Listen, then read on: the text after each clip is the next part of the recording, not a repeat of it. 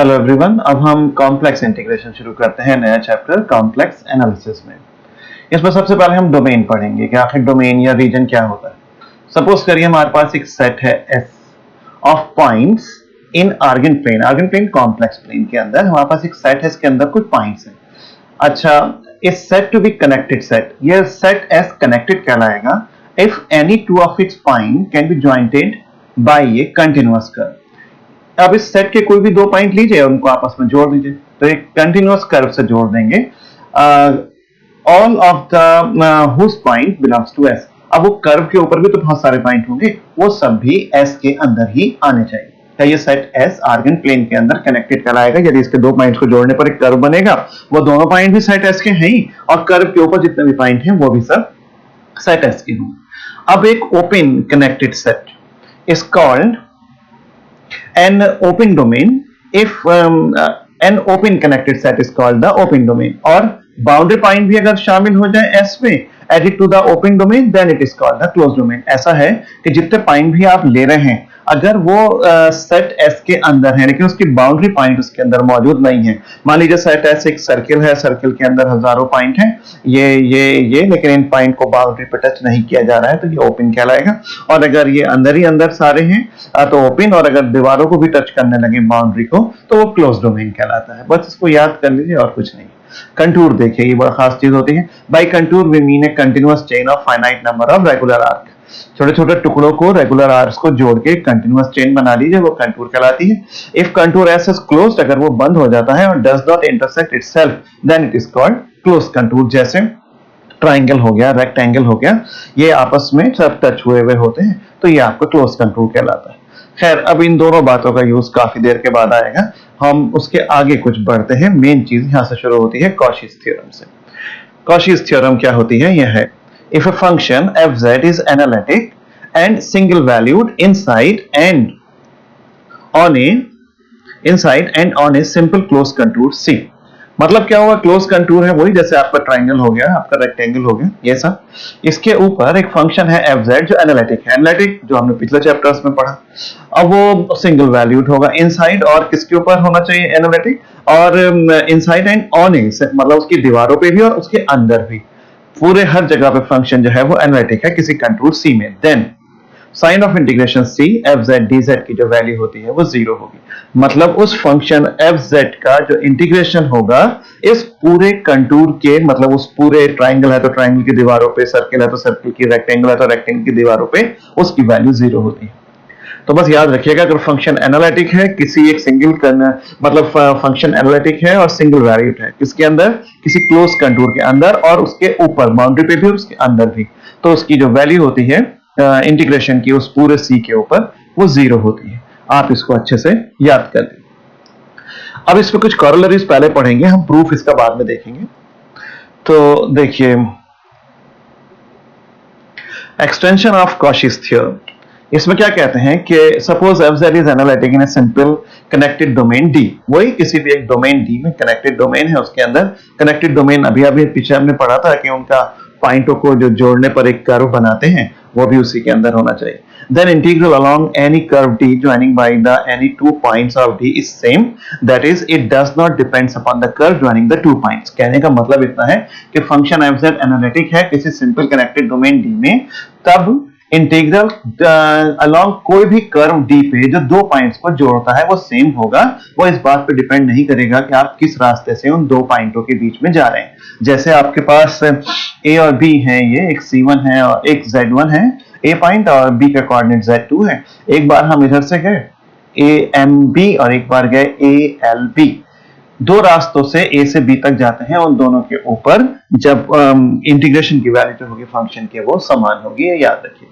कहता है suppose the 2 point A ले लीजिए, कोऑर्डिनेट उसका Z1 कॉम्प्लेक्स कोऑर्डिनेट ले लिया, फिर आपने बी ले लिया और एक पॉइंट बी ले लिया और उसका कोऑर्डिनेट है Z2 of simple connected domain D में are jointed by the curve C1 and C2 as shown in the figure। ALBMA लिखा हुआ है, क्या है ये बवाल? देखो साहब, AL, एक मिनट, ALBMA जैसे पूरे इस कर्व के ऊपर कॉशीज थ्योरम के अकॉर्डिंग जब फंक्शन मूव करेगा, क्योंकि फंक्शन इसके ऊपर सब पे एनालिटिक है, फंक्शन तो इस पूरे के पूरे ये जो डोमेन डी यहाँ पे है उसके अंदर ही आप ये पॉइंट ले रहे हैं, ये जो डोमेन डी है इन सब के ऊपर एनालिटिक है, तो इन कर्व्स के ऊपर भी एनालिटिक होगा, यहाँ से यहाँ सब पे। तो अगर मैं इस पूरे पे इंटीग्रेट कर दूं A L B M A तक, तो उसकी जो इंटीग्रेशन की वैल्यू होगी ये आपके 0 होगी। क्यों होगी? क्योंकि कॉशीज के थ्योरम के अनुसार यही होता है। इसको दो टुकड़े कर दीजिए, ए एल बी और बी एम। सोचिए मैंने अभी क्या बोला, ए एल बी और बी एम। अब ये कहां से आया, वो बार बार पेज पलटना पड़ रहा है। देखिए ये हुआ ए एल बी, हमने पहले लिखा था ए एल बी और बी एम ए।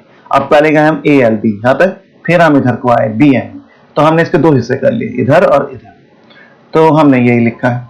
फिर हम इसको लेफ्ट में ले आए तो ये माइनस में हो गया। अब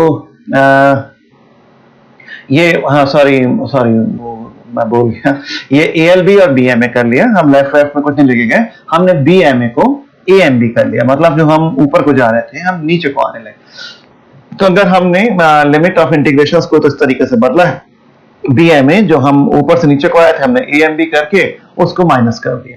ए एल बी को हमने C1 नाम दिया है और हमने ए एम बी को हमने C2 नाम दिया है। ये ए एल बी को हमने C2 और इस वाले को हमने C1 नाम दिया है। तो पहले हमने लिखा था ए एल बी और बी एम सी, फिर दो टुकड़े करके उनको हमने दोनों जा तो ये अपवर्ड डायरेक्शन में रहे थे तो उधर ही पॉजिटिव है, लेकिन एक की जब दिशा हमने घुमा दी तो ये निगेटिव हो गया। तो ये आपका निगेटिव हो गया, वो दो पेज पे पलट गया ना, इसने परेशानी लग रही। तो ये आपका निगेटिव हो गया। बस इनको आप आमने सामने ले जाइए तो ये दोनों बराबर आ जाएंगे। तो इससे क्या पता चलता है कि फंक्शन z की वैल्यू C1 कर्व पे भी और फंक्शन z की वैल्यू C2 कर्व पे भी सेम। तो बस दो कर्व्स के अलाउंग किसी कनेक्टेड रीजन D में फंक्शन का इंटीग्रेशन, एनालिटिक फंक्शन का इंटीग्रेशन हमेशा बराबर होता है। अब दूसरा देखिए, let a closed contour C containing another closed contour C1। कोई closed contour C है और एक और closed contour को वो अपने अंदर रखता है। f(z) कोई भी एनालिटिक फंक्शन है at every point lying in the ring shaped domain bounded by C and C1। अभी फिगर बना है अगले पेज में। पहले हम एक बाहर का रिंग लेंगे या कोई भी एक कर्व बना देंगे C, उसके अंदर एक कर्व और लेंगे C1, तो उनके बीच की जो जगह होगी उसको रिंग शेप डोमेन कह रहे हैं। उसमें फंक्शन z अगर होगा तब क्या होगा कि C कर्व के ऊपर भी फंक्शन की वैल्यू और C1 के ऊपर भी फंक्शन की वैल्यू का इंटीग्रेशन जो है f(z) का इंटीग्रेशन, वो आपस में दोनों इक्वल आएंगे रिंग शेप एरिया। तो देखिए ये आपका डोमेन है, इसके अंदर एक और लिया आपने, ये वो C है बाहर वाला और अंदर वाला आपने C1 ले लिया है। तो इसके बीच में जो फंक्शन की वैल्यू का फंक्शन का इंटीग्रेशन होगा उसकी वैल्यू बराबर आएगी। Consider a close contour C and also ये C है and also a close contour C1 inside it as shown. इसके अंदर अंदर हमने ये दिखा दिया है दूसरा एक C1। अभी इस पे एरो लेफ्ट हैंड तो इस पे राइट पे क्यों लगा हुआ है इसके बारे में भी हम बात करेंगे। ये डाउनवर्ड्स है, ये upward. Let us make a cross at join point A of the contour C to a point E of C1। ऐसा है कि A से E तक, मतलब C कर्व से C1 कर्व तक एक ज्वाइंट करिए, तभी तो आपस में जुड़ेंगे। आपने इस पे कट लगा दिया A से E तक। बाय कॉशीज थ्योरम क्या होगा, आप पढ़िए आराम से।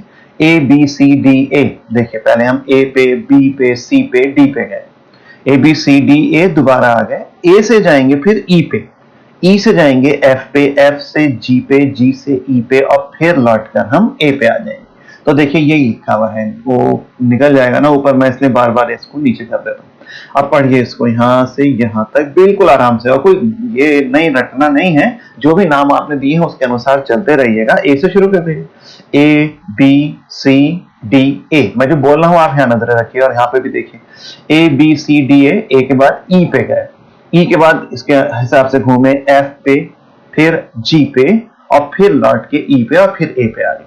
अब ये क्योंकि आपका कैसा रीजन है, कनेक्टेड रीजन है, उसके ऊपर हर फंक्शन एनालिटिक भी है, तो कॉशीज की थ्योरम के अनुसार इसके ऊपर इंटीग्रेशन की जो वैल्यू होगी f(z) dz वो 0 होगी।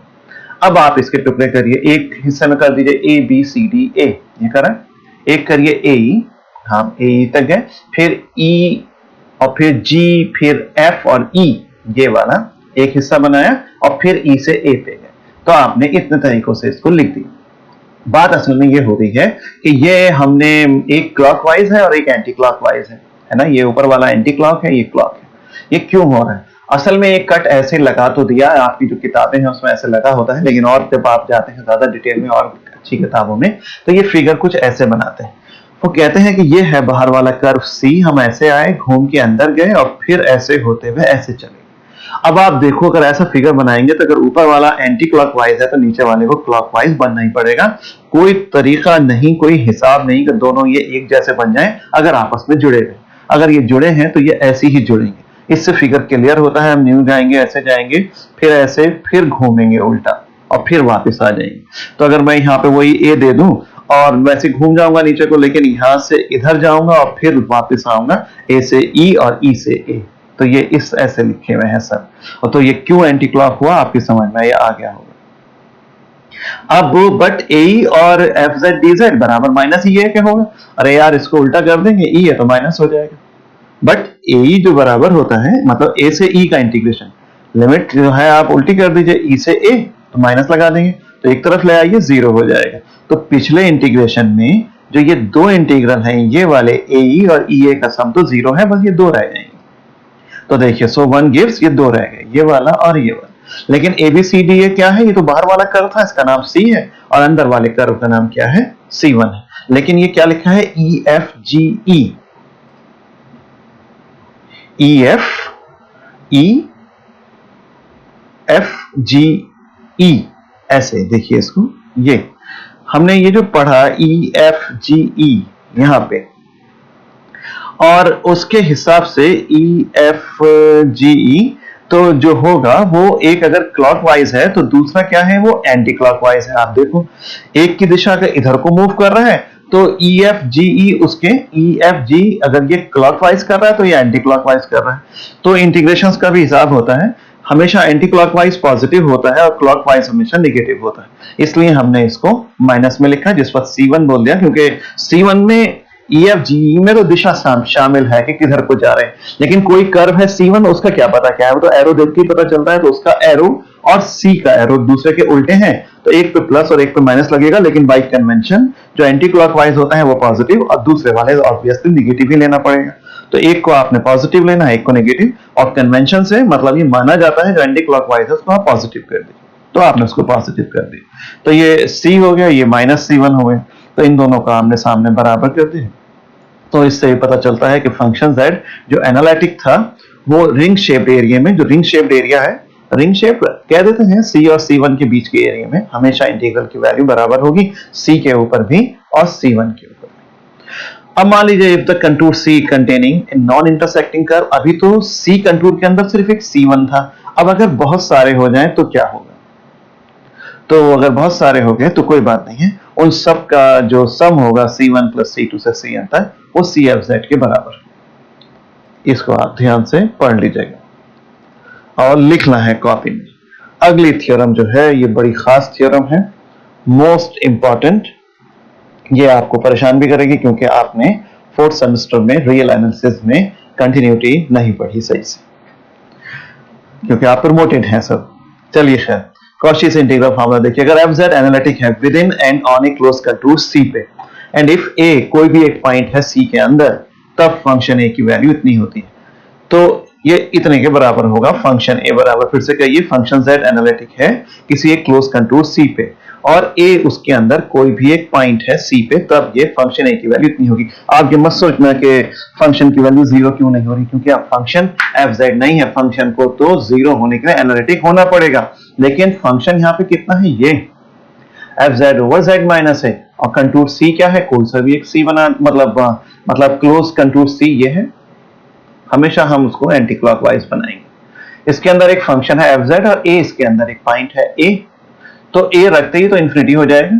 तो इस पे भाई एनालिटिक होने का मतलब ये होता है कि फंक्शन हर पॉइंट के ऊपर डिफरेंशिएबल, ए पॉइंट के ऊपर डिफरेंशिएबल नहीं है, तो f z over z minus a इसके अंदर एनालिटिक नहीं है। एनालिटिक होता अगर f z z minus a भी, तो इसकी वैल्यू जीरो हो जाती कॉशीस के फार्मूले के अनुसार, लेकिन ये नहीं।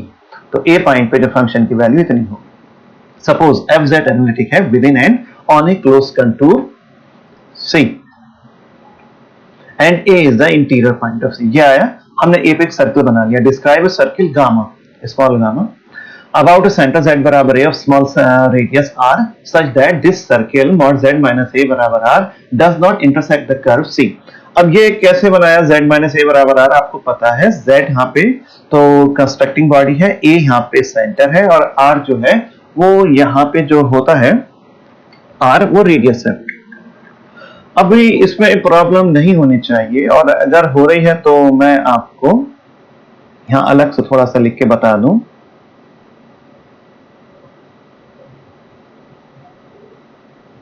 वीडियो अब लंबा हो जाएगा मुझे, चलिए है मॉड z माइनस ए बराबर अगर r है तो z तो x प्लस आई वाई होता है ना, तो x माइनस ए प्लस आई वाई बराबर r, और मॉड का मतलब अंडर रूट x माइनस ए का स्क्वायर प्लस वाई स्क्वायर बराबर r, स्क्वायर कर दीजिए तो x माइनस ए का स्क्वायर प्लस वाई स्क्वायर बराबर r स्क्वायर। तो ये क्या बन गया, ये a,0 पॉइंट के ऊपर सर्किल की इक्वेशन है, ये कोई इतनी बड़ी बात नहीं थी। तो ये भी एक सर्किल रिप्रेजेंट करता है, इसका सेंटर a है और जिसकी रेडियस r है, और ये इससे इंटरसेक्ट नहीं करता। द फंक्शन, अब देखिए मैंने शुरू में बोला था ये जो फंक्शन है f z over z minus है, ये एनालिटिक है in the annulus bounded by C and R. देखिए ये ए पॉइंट पे ही इंफिनिटी होगा, लेकिन ये जो बीच का हिस्सा है इन दो कर्व्स के बीच, हमने अभी कॉर्लरी पढ़ी थी कि दो कर्व्स के बीच में अगर कोई चीज एनालिटिक हो जाए तो ये जानबूझ के ए पॉइंट पे सर्किल बहुत ही छोटा सा है, ये बनाया ही इसलिए गया है कि फंक्शन इसके बाहर निकल आएगा, इसके अंदर अंदर यहाँ पे इन दो, इस रिंग और इस सी के बीच में कहीं ए नहीं है, ए को तो आपने सर्किल में बंद कर दिया, तो ये फंक्शन z एनालिटिक हो जाएगा यहाँ पे, क्योंकि ये एनालिटिक होने से रुकता कब है जब ए डालेंगे, लेकिन इसके बीच में कहीं ए नहीं है, तो ये एनालिटिक है इन द एनुलस, एनुलस का मतलब दो के बीच की जगह, bounded by C and gamma. Hence अब कॉची की थ्योरम से क्या होगा, सी एफ जेड, ये मतलब सी पे और गामा पे ये वैल्यू बराबर हो जाएगी, मतलब इस रिंग शेप्ड एरिया के अंदर कोई चीज एनालिटिक है तो जो सी पे उसकी वैल्यू होगी वही गामा पे उसकी वैल्यू होगी, ये हमने अभी अभी पढ़ा था, तो इसमें कोई इतनी बड़ी बात नहीं थी। अब और करके क्या किया, जो गामा के साथ लिखा था उसमें एफ ए जोड़ दिया और एफ ए घटा दिया, ज्यादा मत सोचिए, वो यहाँ पे माइनस एफ ए और प्लस एफ ए कर दिया, यहाँ पे कुछ खास सोचने का नहीं, ये आपने करा है, और इसके साथ दो हिस्से करके इक्वेशन नंबर 2 तक आ गए। देखिए यहां तक आते आते कोई खास प्रॉब्लम नहीं होती, प्रॉब्लम होगी इसके आगे इन टर्म्स में, ये जो लिखे हुए हैं फिलहाल अभी रखना पड़ेगा क्योंकि वीडियो बहुत लंबा हो रहा है, मैं थोड़ा सा बताऊंगा, मैं पूरा एक अलग वीडियो बनाऊंगा इसके ऊपर। कहता है फंक्शन दैट एनालिटिक है within C and so ये कंटिन्यूअस होगा। एनालिटिक का मतलब होता है फंक्शन डिफरेंशिएबल है, और जो चीज डिफरेंशिएबल होती है वो निश्चित तौर पे कंटिन्यूअस होती है, तो वो कंटिन्यूअस होगा। किसी चीज के कंटिन्यूअस होने का ये कॉन्सेप्ट होता है कि अगर एप्सिलॉन 0 से बड़ा है और डेल्टा भी 0 से बड़ा है तब F Z mod F Z minus F epsilon से छोटा होगा, यहाँ पे जेड माइनस ए डेल्टा से छोटा हो जाएगा। अभी तो आप इसको याद कर लें क्योंकि पहले 18 मिनट का हो गया, इसको मुझे सिखाने में आपको काफी समय लग जाएगा, इसलिए मैं अगले वीडियो में ये पूरा एक वीडियो इसी का बनाता हूँ। फिलहाल अभी तो आप इसे रट लीजिए, इस वक्त तो रटने में ही भलाई है, इस वक्त नहीं बात करनी। फिर उसने कहा ये कंडीशन होल्ड होगी, epsilon is a very small quantity, delta भी छोटी क्वांटिटी है, इसका फिजिकल सिग्निफिकेंस अगर कहें z और a के बीच का डिफरेंस डेल्टा से छोटा होगा। अब z माइनस a तो यहाँ पे आप भूलना नहीं है, z माइनस a तो क्या है, बराबर r सर्किल की इक्वेशन थी और r रेडियस है, a को छुपाने के लिए या इस डोमेन से या इस c से अलग करने के लिए सर्किल बनाया था, तो r तो रेडियस से कितनी ही छोटी बनाई जा सकती है, क्योंकि सिर्फ मुझे f z over z minus a को एनालिटिक कहना है इस डोमेन में, इनके बीच में, तो r तो मेरे हाथ में है, मैं कहीं पे भी ले जा सकता हूं, तो यहाँ ये लिखते हैं since r is at our choice so we take r को हम ले लेंगे डेल्टा से भी छोटा। फंक्शन कहां तक कंटिन्यूअस हो रहा है, जब तक देखिए मॉड z माइनस a का, अब यही तो ना वो बात करनी ही पड़ जाती है, इसका मतलब ये होता है z माइनस a अगर लेस देन डेल्टा है, इसका मतलब है z की वैल्यू बड़ी है a माइनस डेल्टा से और छोटी है a प्लस डेल्टा से, कि अगर आपके पास कहीं पे पॉइंट a है, a के आप डेल्टा में आगे जा रहे हैं और पीछे जा रहे हैं, ये मतलब है कहने का। तो आप यहां पे भी कहिए इसमें कि r हमारे हाथ में है, तो अब मैं जब फंक्शन में z की वैल्यू को a से आगे और a के पीछे लेके जाऊंगा तो r मैं इतना बड़ा करूंगा कि वो इसके अंदर अंदर आ जाए। रुकिए मैं एक और पेज लेता हूं और थोड़ा सा साफ लिखने की कोशिश करता हूं। देखिए ये कंटिन्यूटी का मतलब मैं आ ही गया वहां पे, मुझे बोलना ही पड़ गया। ये कर्व है एफ जेड। अब इस पे z बराबर a पॉइंट के ऊपर फंक्शन की कंटिन्यूटी आपको चेक करनी है। तो फंक्शन देखिए, कर्व देख के पता चलता है कि कंटिन्यूअस है, कहीं ब्रेक नहीं हो रहा है। तो आप क्या कहेंगे कि मैं a से थोड़ा सा आगे जाऊं। कंटिन्यूटी याद करिए, a प्लस जीरो और a माइनस जीरो करते थे, और मैं थोड़ा सा फंक्शन के पीछे जाता। ये कोऑर्डिनेट क्या होगा, सोचिए तो। कह रहा ये कोऑर्डिनेट होगा a, तो भाई एक x कॉमा वाई होता है, यहां से यहां तक की दूरी a कॉमा ये ऊपर की वैल्यू जितनी भी आएगी, वो डिस्टेंस ये होगा।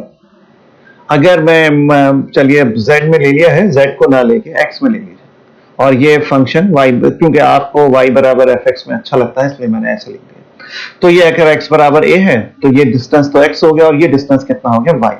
तो ये डिस्टेंस y है, लेकिन असल में y बराबर कितना है fx। तो ये कोऑर्डिनेट हो गया a comma fa। Just a minute, ये हो गया a कॉमा fa। तो ये कोऑर्डिनेट की वैल्यू है a कॉमा fa, क्योंकि ये y है और a पॉइंट के ऊपर y की वैल्यू कितनी हो जाएगी fa।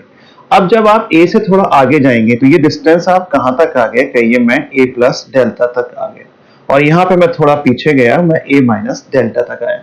तो फंक्शन की वैल्यू भी बढ़ गई, वो यहां तक आया, और दूसरे वाले से मैं यहां तक आया। भाई ये थोड़ा आगे गया तो फंक्शन की वैल्यू थोड़ी ज्यादा हो गई।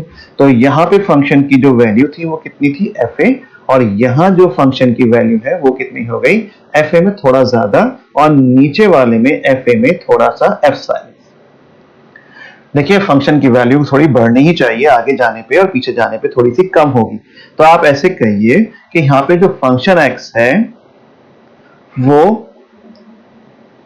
fa माइनस एप्सिलॉन से कम है, और fa प्लस एप्सिलॉन से ज्यादा है। कब? जब x की वैल्यू a माइनस डेल्टा और a प्लस डेल्टा के बीच में वेरी करती है। ये सोचिए कि कंटिन्यूटी की बात हो रही है। अगर फंक्शन ब्रेक हो जाएगा यहाँ पे तो ये नहीं बनेगा। जब मैं x की वैल्यू को थोड़ा कम करता हूं तो फंक्शन की वैल्यू भी थोड़ी कम होती है, जब मैं x की वैल्यू को थोड़ा बढ़ाता हूं तो फंक्शन की वैल्यू भी थोड़ी बढ़ जाती है। अभी मैंने एक बात बोली थी आपसे कि इस चीज का मतलब ये होता है, जब ऐसे लिखा होता है तो हम उसको ऐसे मॉड में बंद कर देते हैं। तो अगर ये ऐसे लिखा हुआ है तो मैं पहली लाइन को कैसे लिख सकता हूं, mod fx minus fa less than epsilon, और नीचे वाले को x minus a less than delta.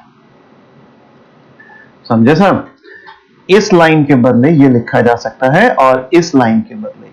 तो यही कंटिन्यूटी होती है कि ये बहुत मतलब हाईफाई डेफिनेशन होती है फिर कंटिन्यूटी की। 12th में बच्चों को कंटिन्यूटी पढ़ाते हैं, आपको BSc 1 में भी पढ़ाई थी, लेकिन ऐसे नहीं सिखाई थी।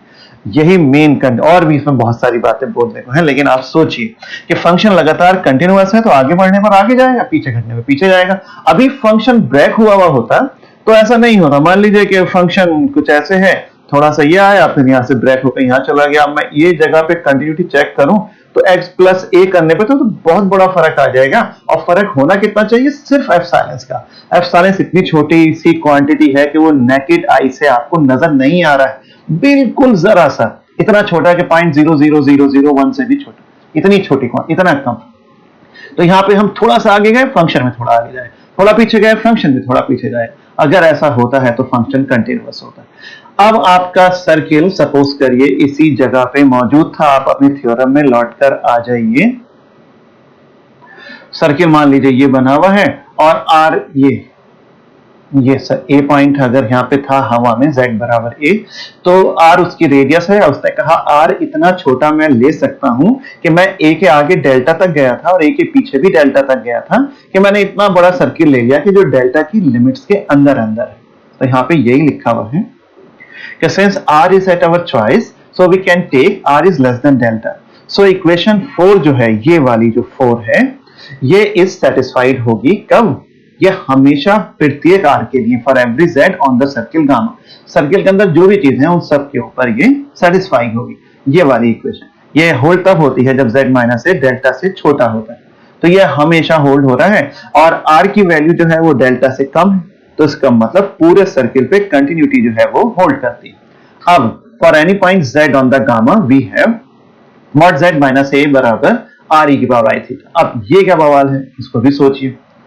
ये आप फिर एक नए पेज पे सोचिए। क्या ये कोई भी एक सर्किल ले लूं अगर मैं इस प्रकार, ये एक सर्किल, तो mod z is equal to इसकी रेडियस अगर r है या a है तो a, इसका मतलब क्या हो गया, इसका सेंटर ओरिजिन पे है और रेडियस इसकी है, तो इसके ऊपर एक ये पॉइंट है, तो इसको क्या बोलेंगे, z बराबर a। ये पॉइंट कैसे बोलेंगे, ये बोलेंगे z बराबर a e की पावर i थीटा, क्योंकि ये जो लाइन है ये यहाँ पे बनाएंगे, ये थीटा एंगल बनाती है। तो डिस्टेंस अभी मॉड ले लूं, मॉड z बराबर मॉड a और मॉड e की पावर i थीटा तो 1 होता है, तो मॉड z बराबर a आ जाए, तो रेडियस तो इसकी a ही रही, तो डिस्टेंस a है, चाहे मैं यहाँ पे भी जाऊं तो a है, लेकिन थीटा बदलता जाएगा, लेकिन मॉड e की पावर i थीटा जो होता है वो हमेशा 1 होता है। तो कॉम्प्लेक्स में बाउंड्री के ऊपर कोई भी जो एक पॉइंट लिया जाता है सर्किल में, वो e की पावर i थीटा या e की पावर i फाई लिख देते हैं, कि मॉड लेने पर मतलब डिस्टेंस लेने पर वो आता तो a के बराबर ही है रेडियस के, e की पावर i थीटा उसकी पोजीशन बताता है। जैसे मैं इस जगह पे हूं तो ये थीटा यहाँ पे पाई बाई 2 हो जाएगा, तो सिर्फ जगह बता रहा है कि पाई बाई 2 पे हम जाएंगे तब, लेकिन डिस्टेंस a ही रहेगा। अभी सर्किल बने z माइनस a बराबर r, इसका मतलब सेंटर a है और रेडियस r है। यहाँ पे दूर को बना लीजिए।